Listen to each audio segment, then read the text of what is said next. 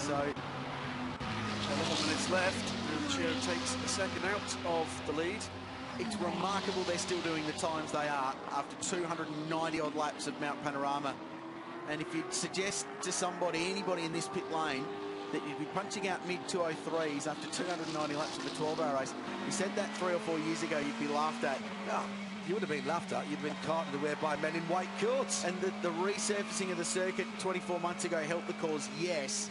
But the pace of development in GT3 racing is unbelievable. And we spoke yesterday about the goalpost being moved with what Shane Van Gisbergen did for pole, and they continue to be so. And don't forget, there is a tyre war. 2 different companies here supplying tyres. It's not a spec tyre, so you can't be as conservative as you might want to be as a tyre supplier when it's a single manufacturer.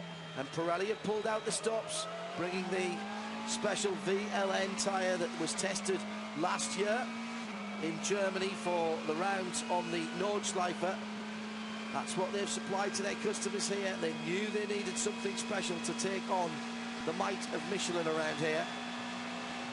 And that is why battles between teams and suppliers are always good for not just the motor racing, but also for us at the end of the day, because this is a laboratory at 300 kilometres an hour for Pirelli, and the Bentley the same for Michelin. Through comes the Grove car. Stephen Grove behind the wheel of that machine, the Grove Hire car. That is a big party in Prospect as well. The tension up and down the garage is immense, isn't it? Oh, yeah. Because it's still tense in 11 seconds. We've become accustomed to these last lap shootouts at Mount Panorama, but we need to remember they've been racing for 12 hours. 11 seconds covering 2 cars after 12 hours and 40 seconds covering 4 of them is unbelievable. It shows how competitive this race has been and how deep the field is, that we could even get to that point and talk about the race changing hands in the final half an hour. Because endurance races of old, you'd be winning by 6 laps. Yeah. And we'd be inventing things to think about. Tension down in the Nismo camp. Great collaboration between the UK, Australia and Japan to put this program together. And should they end up second, it's certainly no dishonour after a victory last year. It's not a bad defence of your Bathurst title. They will look back on the early sessions, I think, at Nissan and just wonder why they couldn't get the balance of the car better in those early sessions. Qualifying 13th ultimately didn't hurt them that much, but there was clearly something not quite right with that new car. That's not the same car that won last year. There have been some revisions and perhaps there's still a little learning process, but it will be back next year. Nissan Australia have bought the car and it will race again at this race in 12 months' time, and we hope to see it out in some of the late season Aussie GT races. That's the gap between first and second. That's what it looks like on Conrod Straight. It didn't look the force that it was in 2015 for much of the week, did it, the GTR, but it came into its own during the race. Chio has been magnificent in pursuit of Shane Van Gisbergen, a man that, let's face it guys, has been a level apart from much of the rest of the grid. Can you remember any fumble or mistake by the Nissan? No, and as far as I can recall, they've only been passed on track once or twice today. A couple of times in pit lane, hasn't quite worked, but they've been immense. Unbelievable performance. 11.8. Chio takes more time out, and he's still going very close to the personal best lap of the car. 7 minutes. The fact Van Gisbergen did a 2:01.5 on lap 23 was another. The lap after that, he did a 1:06, so he backed up that.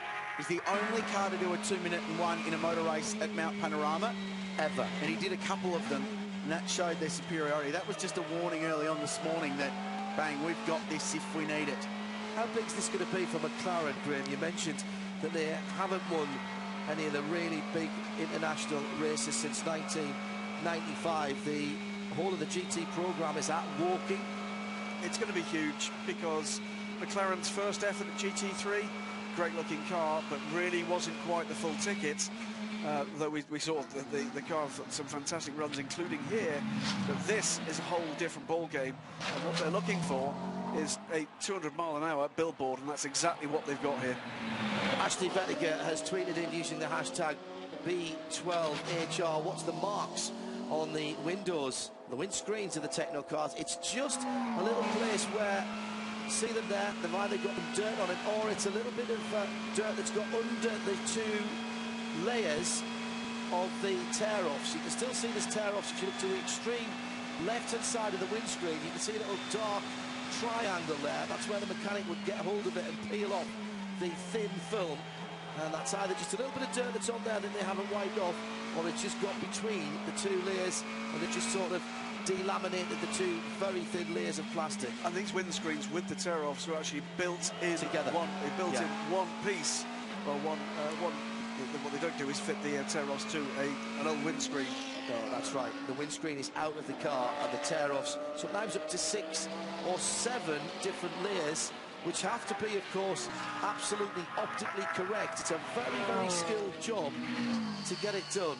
10.2 seconds, but only 5 minutes remain now. He's going, is Chio, 2:03.2 last time round. It's only 2/10 slower than his best lap of the motor race. We should mention McLaren have brought an army with them here, 15 people from the UK, including a lot of the head honchos of their GT program. Andrew Cocotti, who's raced in this race, is here. Baz Linders, who's taking over their GT program, is here. Dave Eden, who's the head of PR for McLaren Road Cars and their GT program, is here. So they've brought this in force. It's been an amazing result. It's the first time they've thrown everything they've got at this race. They've had a toe-in-the-water exercise for the last couple of years with Tony Quinn's team. To privateer entries, 2-car team, Techno Autosports partnering up. It's been an enormous program. If we go to the end of the race, we'll have done an hour and 19 minutes safety car free. Already we're at the second longest green flag stint, and we have seen the cars performing to their best along with the teams and drivers. 29 different lead changes in the race. That is a record for the Liqui Bathurst 12-hour between 8 different cars. And Chio still pushing the fastest first sector for the car. If these guys are going down, they're going to go down with honour. Yeah, it's insane, isn't it? The margin 10 seconds. It's under that now. You can never give up at Mount Panorama. People tuned in around the world to the last 3.5 minutes. Well, thanks to our streaming partners for a superb international stream that has garnered compliments and comments from literally around the globe, taking the 2016 Liqui Bathurst 12 hours to a bigger global audience than ever before, as well, of course, as being flag to flag here in Australia on 7 and 7 mate. And still the Bentley pushing on with 11 seconds to go. 2:02.9 for Chio. 8.4 seconds with 3 minutes remain. 1.7 seconds out of Shane van Gisbergen last time round. He is going down swinging.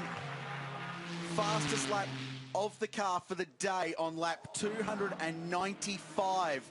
We're on the 296th lap. At the end of this lap, we equal the most number of laps completed in the motor race. And this is why this is such a fan favourite. They race with spirit, and Chio's doing exactly that with 2.5 minutes remaining. 2 laps it will take now to complete this motor race. We've had the fastest ever competitive lap in both qualifying and the race. We're going to have the longest distance completed in a 12-hour race on the mountain. This truly has been a record-breaking, a new record-setting edition of the race, with more fans to witness it than ever before. That's another one to chalk off, and the 2016 Liqui Bathurst 12 hours is going into the history books. This event has turned a corner. It's international and global in every sense of the word. Look at the drivers, look at the manufacturers who are in the top positions.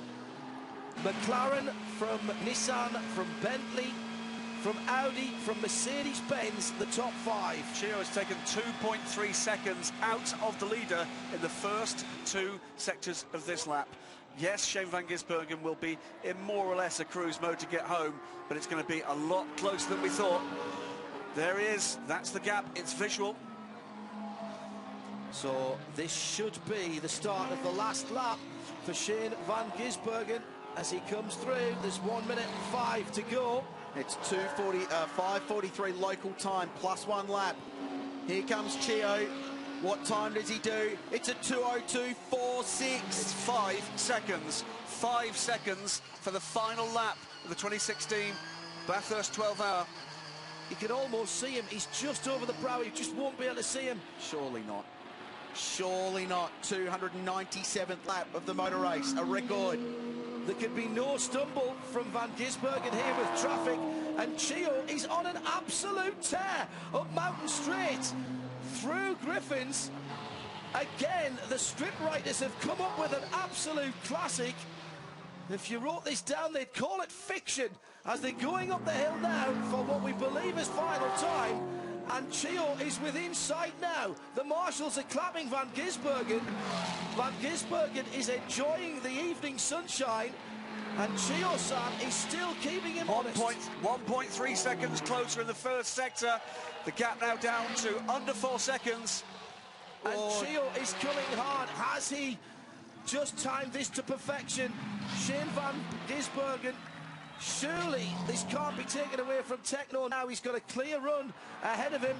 Not much traffic to trim him up now, Trailsy. Confirming final lap. Into the elbow for the final time. Shane Van Gisbergen for Techno Autosports McLaren. You can see the Nissan in the rearview mirror. It's another second go in the second sector. Chio is absolutely flying. He's Can catching Van it. Gisbergen erase the memories of Techno in 2014? The teams are on the pit wall. Everyone is on the look at Molly start-finish straight.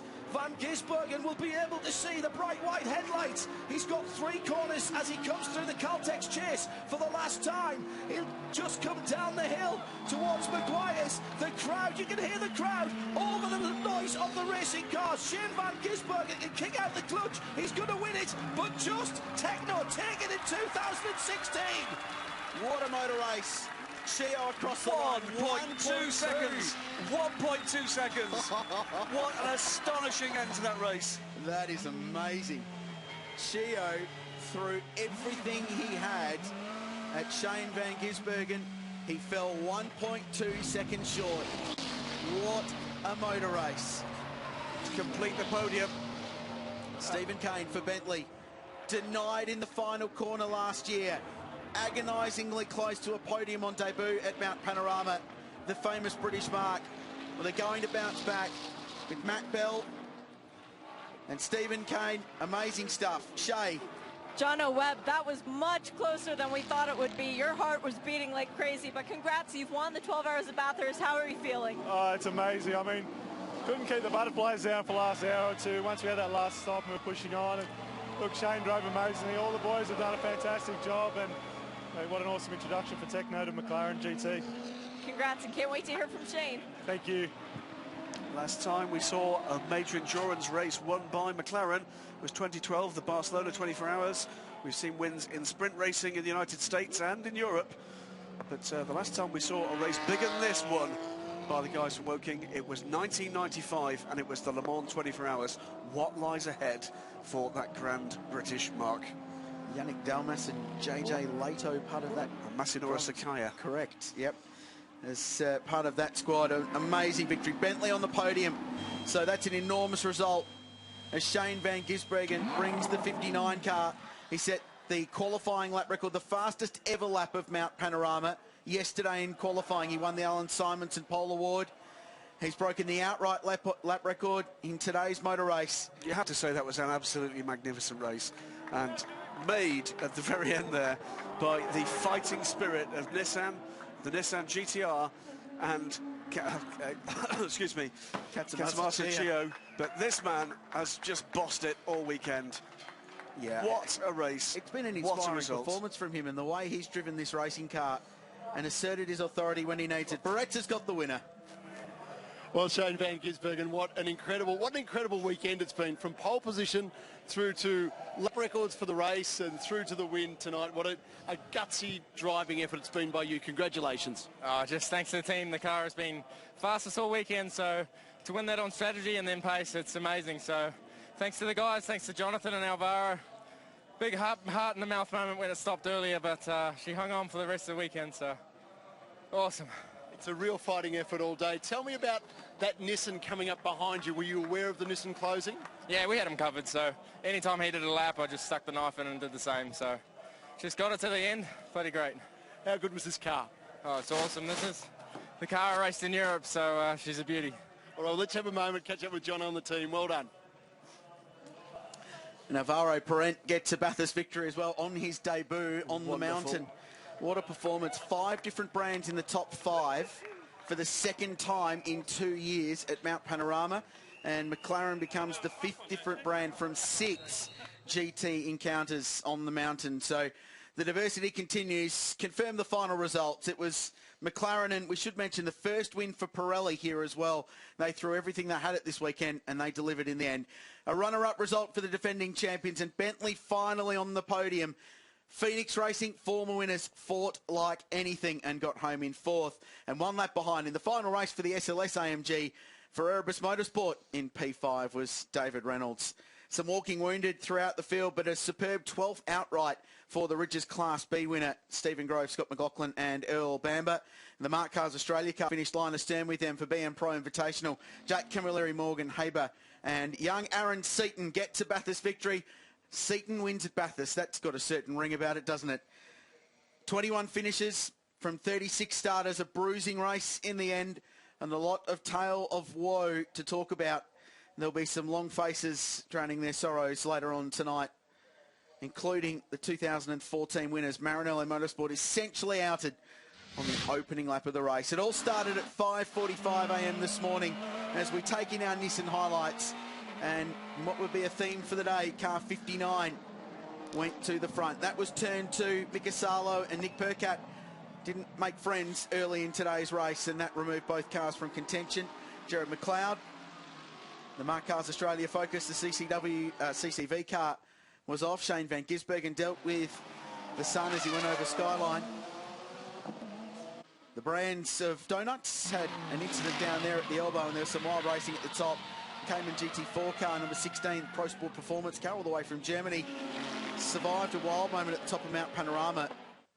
CCV car found the fence again, and this was amazing racing. And bear in mind, with Alvaro Parent behind the wheel, they had an electrical gremlin in the McLaren. The car stopped on pit straight for 45 seconds, had to reset the car at one point.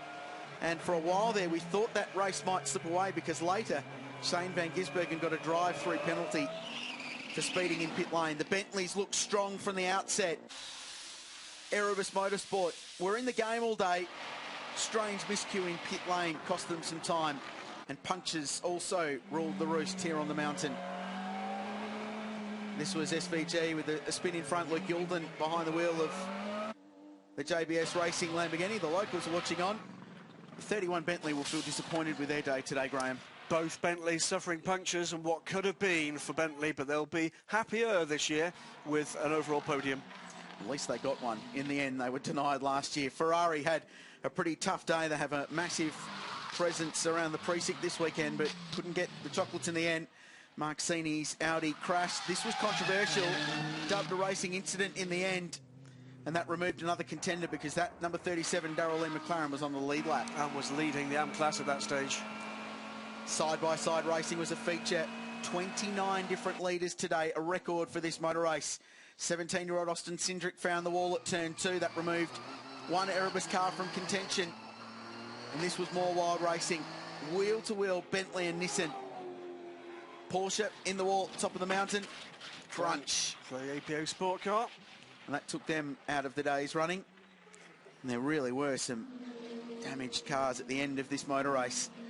Chio, one of the highlights was him going around the outside of Lawrence Vantor on Mountain Straight with 2 wheels off in the grass. And the sister McLaren, well, in the end, they managed to get that car to the finish in 9th place with Will Davison behind the wheel. Solid day after troubles early. Absolutely, but the end of the race was all about Shane van Gisbergen fending off the ever closer tensions of the Nissan GTR. 1.2 seconds. What an astonishing finish again. Chio threw everything